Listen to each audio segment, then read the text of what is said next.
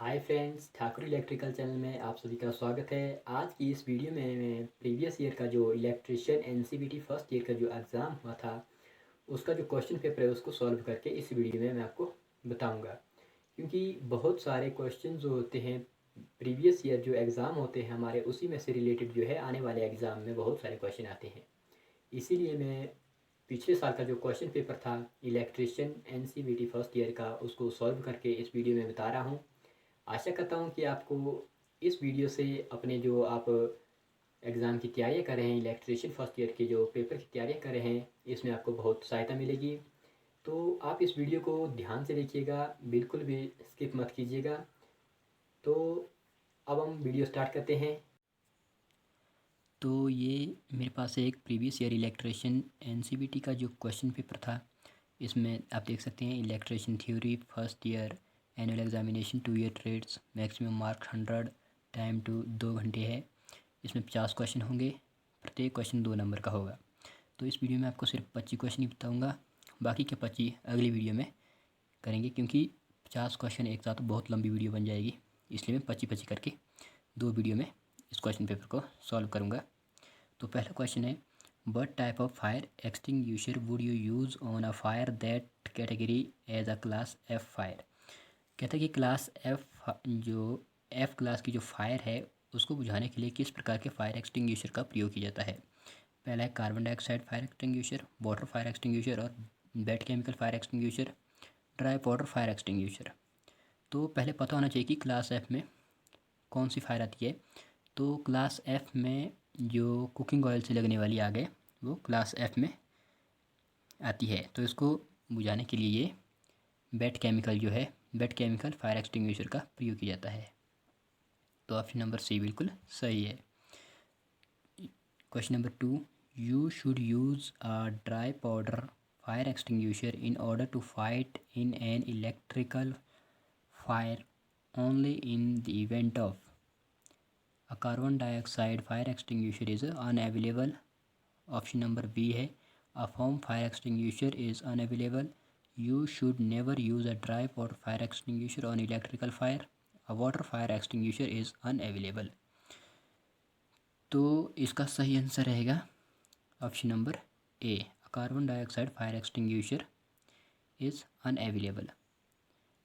जब carbon dioxide fire extinguisher उपलब्ध नहीं हो तो इलेक्ट्रिकल फायर में ड्राई पाउडर का प्रयोग कर सकते हैं। तो क्वेश्चन नंबर 3 है, dash are used to take diversion from the main line either to the switch point at light. इसका ऑप्शन नंबर ए है पॉइंट्स, ऑप्शन नंबर बी है कपलर, सी है वेंट्स और डी है टीज। इसको आप हिंदी में भी देख सकते हैं, हिंदी में क्या कहता है क्वेश्चन। ये देखिए, प्रकाश पर मुख्य रेखा से स्विच बिंदु तक विपथन के लिए खाली स्थान का उपयोग किया जाता है। पॉइंट्स, कपलर, बेंड्स और टीज। तो इसका राइट आंसर होगा tees, option number D, tees इसका सही आंसर होगा। तो क्वेश्चन नंबर 4 है, which type of job motion in there in drilling operation. Option number A है रोटरी, बी है ट्रांसलेटिंग, सी है फिक्स्ड और डी है नन ऑफ दीज।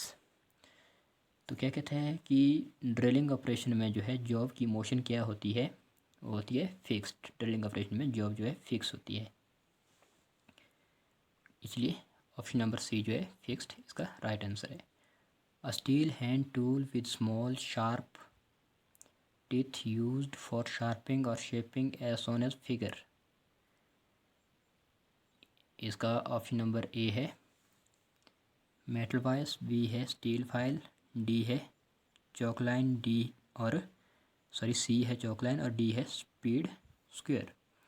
तो इसका राइट आंसर है स्टील फाइल, जो कि आपको चित्र में भी दिख रही होगी, इसलिए question number B steel file right answer.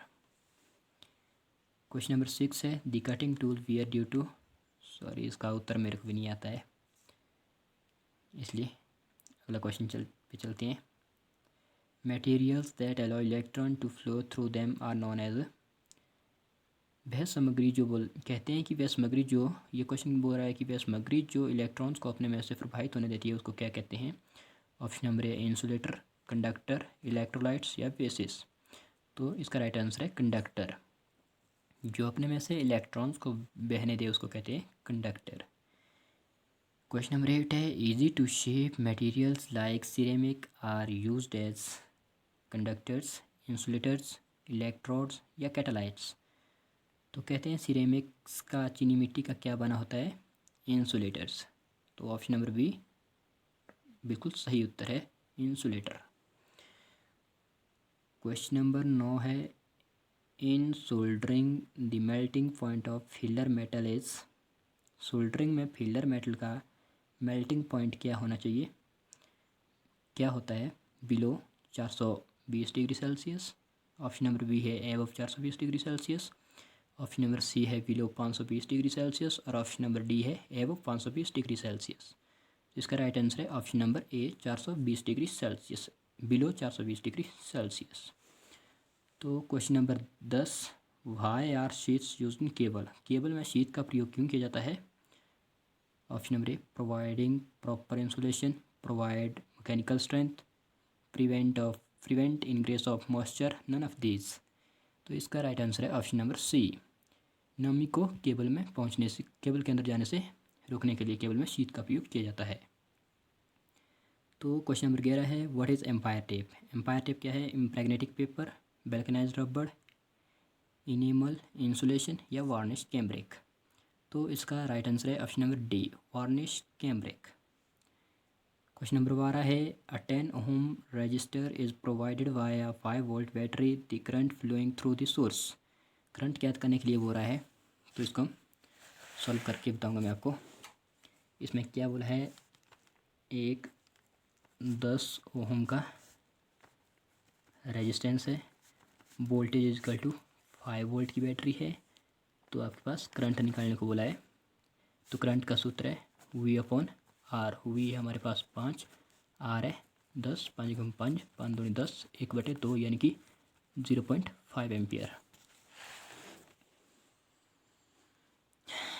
तो आप देख सकते हैं option number A 10 ampere, 50 ampere, 2 ampere, 0.5 ampere. Option number D बिल्कुल सही होगा, 0.5 एम्पियर। क्वेश्चन नंबर 13 है, nodal analysis is generally use to determine. Nodal analysis is generally use to determine. Option number B है वोल्टेज, ऑप्शन नंबर ए है voltage, option number B है current, C है resistance और D है power. तो इसका प्रयोग जो है नोड वोल्टेज को ज्ञात करने के लिए किया जाता है, इसलिए इसका राइट आंसर रहेगा ऑप्शन नंबर ए वोल्टेज। तो क्वेश्चन नंबर 14 है, दी मैग्नेटिक मटेरियल फॉलो, किस नियम को फॉलो करते हैं, Faraday's law, Ampere's law, Lenz law या क्यूरीज वेसिस लॉ। तो जिस लॉ को मैग्नेटिक मटेरियल फॉलो करते हैं वो है Curie Weiss law, option number D. Question number 15 है, in India electricity is supplied at the frequency of. Bharat में फ्रीक्वेंसी, इलेक्ट्रिसिटी में सप्लाई फ्रीक्वेंसी कितनी होती है, 20 हर्ट्ज, 30 हर्ट्ज, 40 हर्ट्ज, 50 हर्ट्ज। तो इसका राइट आंसर है डी, 50 हर्ट्ज। तो क्वेश्चन नंबर 16 है, 3 resistance of B 20 watts each are connected in series, their equivalent resistance will be. कहता है कि 3 रेजिस्टेंस है 20-20 वाट के, सभी सीरीज़ में जुड़े हुए हैं, तो इसका टोटल रेजिस्टेंस कितना होगा, 10 वाट, 20 वाट, 40 वाट और 60 वाट।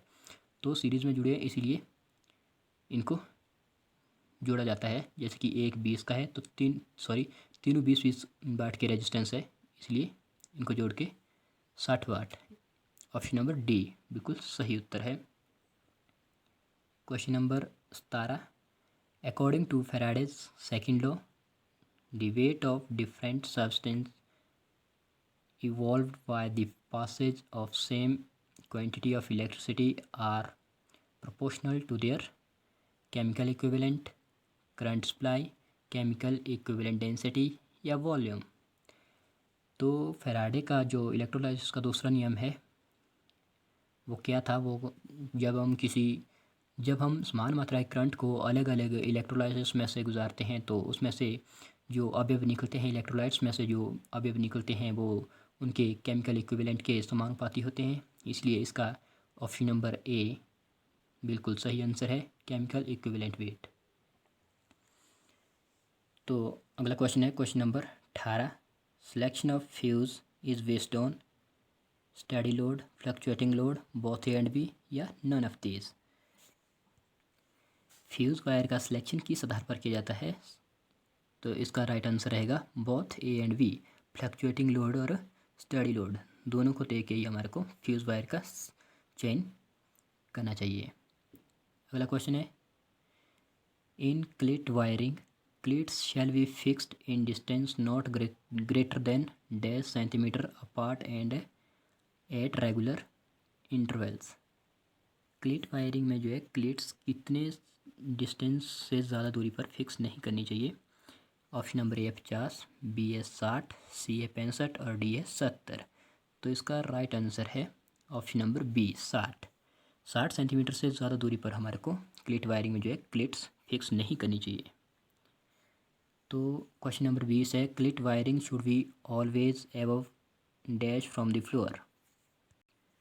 क्लिट वायरिंग फ्लोर से कितनी ऊंचाई पर करनी चाहिए? 5 मीटर, 8 मीटर, 10 मीटर और 3 मीटर। इसका राइट आंसर रहेगा 3 metre, option number D.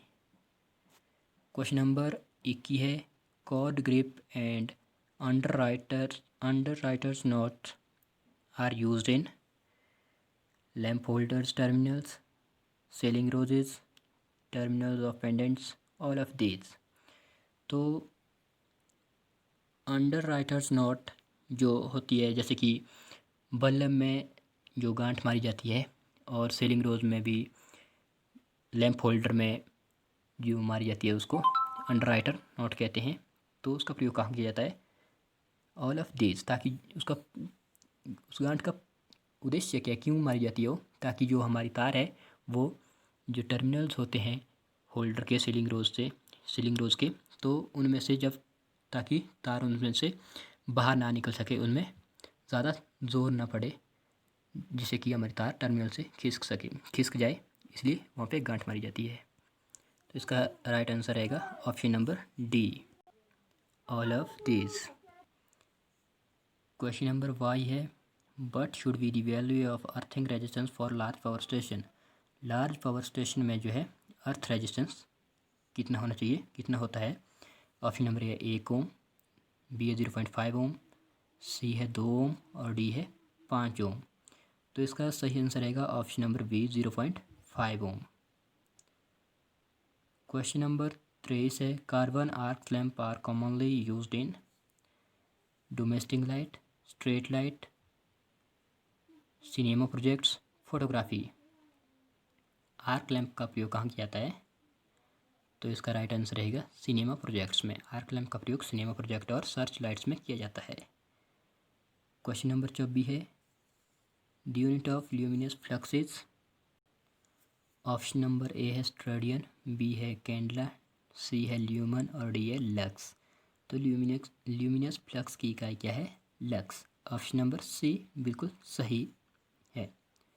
Question number 25 है 3 phase transformer as compare to single phase transformer are more economical, easy to construction, easy to construct, easy to handle. तो इसका right answer रहेगा option number A more economical. तो आज की इस video में हम इतने ही क्वेश्चन करेंगे 25। बाकी के 25 क्वेश्चन में अगली वीडियो में बताऊंगा, क्योंकि सारे क्वेश्चन एक ही वीडियो में बताने से ये वीडियो काफ़ी लंबी बन जाएगी, इसलिए मैं 25 करके इसकी 2 वीडियो बना के आपको दिखा दूंगा।